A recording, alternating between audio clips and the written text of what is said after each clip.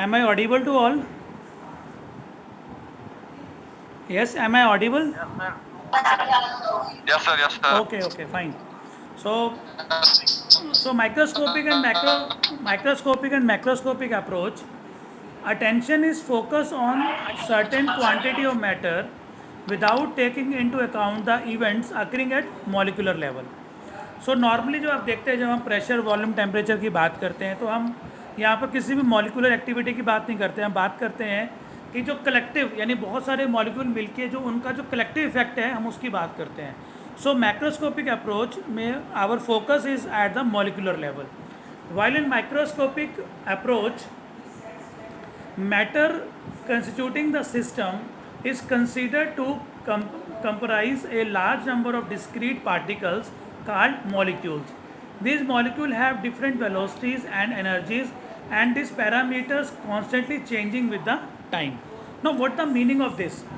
In the microscopic approach, जब हम बात करते हैं मॉलिकुलर अट्रैक्शन की, तो मॉलिकुलर लेवल के ऊपर जो भी एक्टिविटी हो रही है, चाहे अट्रैक्शन है, रिपल्शन है, वाइब्रेशन है, वो सारी चीज़ें हम क्या करते हैं इसके अंदर कंसीडर करते हैं. सो मैक्रोस्कोपिक मतलब होता है बिगर लेवल के ऊपर, और माइक्रोस्कोपिक अप्रोच का मतलब एटॉमिक और मॉलिकुलर लेवल के ऊपर. सो that is difference, prime difference between macroscopic and microscopic approach. Second है, analysis is concerned with gross or overall behavior of the system, and this approach is adopted in the study of classical thermodynamics. So classical thermodynamics is a system जहाँ पर हम normally study करते हैं वो macro level में करते हैं, जैसे कि फॉर एग्जांपल किसी सिस्टम के ऊपर प्रेशर क्या है, वॉल्यूम क्या है, टेम्परेचर क्या है, सिस्टम की स्टेट में क्या चेंज हो रहा है. So this kind of study comes under the category of macroscopic approach. While in microscopic approach, a knowledge of the structure of matter is essential in analyzing the behavior of the system, and this approach is adopted in the study of statistical thermodynamics. So जब हम बात करते हैं statistical thermodynamics की, तो उस case में क्या होता है, we have to consider the molecular behavior and its analysis. सो इस तरह की अप्रोच के लिए माइक्रोस्कोपिक अप्रोच जो है वो बहुत ज़रूरी है. So third important point is a few properties are needed to describe the system. So in case of macroscopic approach we need only few properties to describe the system, while in case of microscopic approach we need large number of variables are required to describe a system. So that is one of the difference, like in case of macroscopic approach we need small number of parameters or properties, while in case of microscopic approach we need more number of properties. Then fourth point is the properties like pressure, temperature, etc. needed to describe a system can be easily measured and felt by the other senses. अब मान लो कोई system है, उसका pressure आपको measure करना है, you directly put like you are pressure gauge, और pressure gauge से हम इजीली क्या कर सकते हैं, प्रेशर मेजर कर सकते हैं. सिमिलरली टेम्परेचर के लिए वही आप thermometers, different kind of thermometers, वहाँ से हम इजीली जो है वो टेम्परेचर मेजर कर सकते हैं. But in case of microscopic approach the property like velocity, momentum and kinetic energy which describe the behavior of the molecules can neither be felt by other senses nor easily measured by instrument. So microscopic approach के cases में जो हम properties consider करते हैं उनको major करना it's very tough. उसको आप कॉमनली मेजर नहीं कर सकते, you need specialise instrument for that, you need very precision and expertise.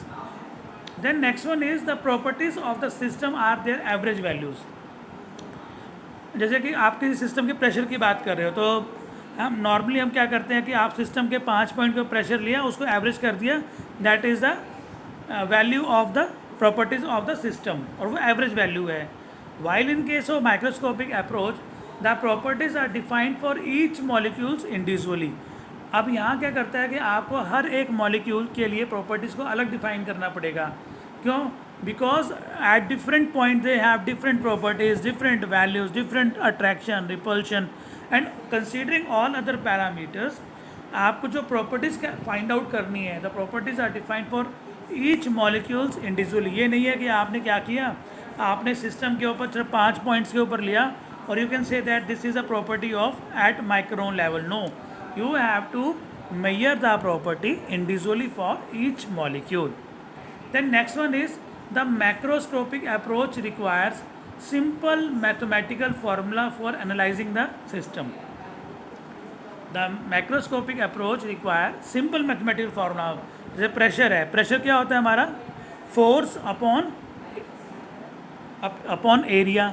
तो इस तरीके से सिंपल फार्मूला से हम लोग क्या कर सकते हैं, मैथमेटिकल फार्मूला की हेल्प से हम मैक्रोस्कोपिक प्रॉपर्टीज़ की वैल्यू को फाइंड आउट कर सकते हैं। While on the other side number of molecule is very large and as such the microscopic approach requires advance statistical and mathematical methods to explain any change in the system.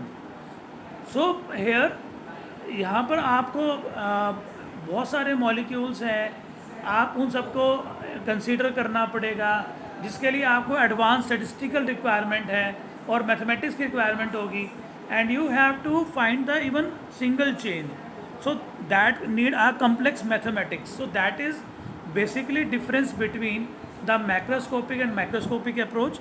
और ये एक बड़ा important question है और ये exam में normally आता है 5 to 6 मार्क्स में, right? So this is one of the important question, difference between microscopic and macroscopic approach.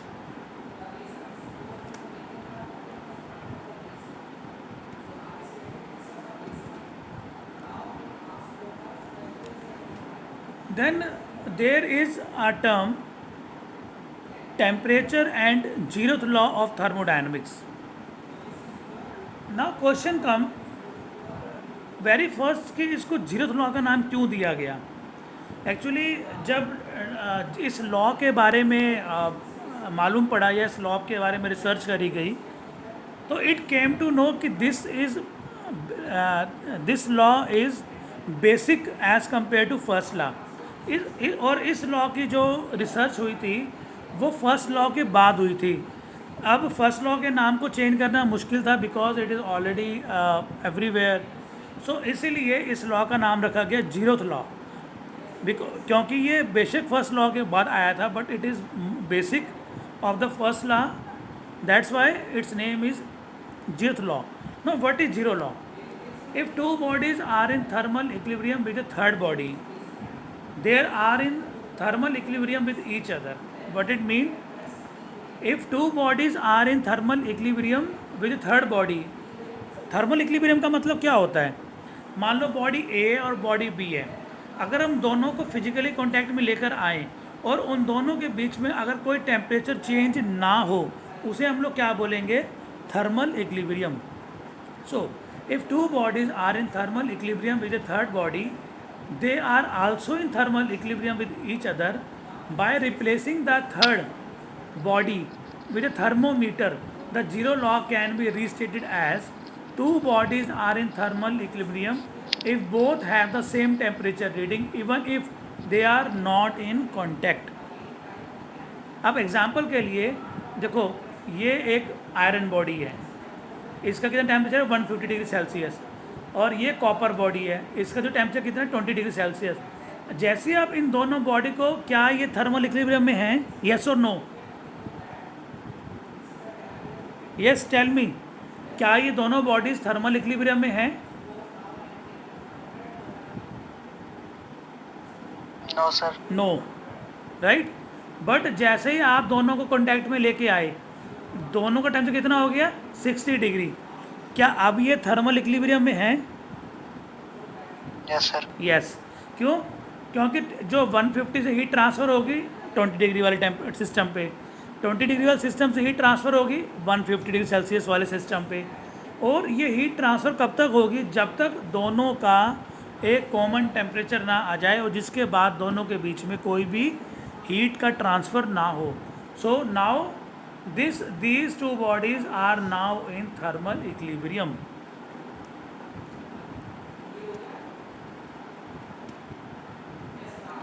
Now अभी मैं आपको बता रहा था इक्विलिब्रियम। इक्विलिब्रियम बेसिकली क्या होता है?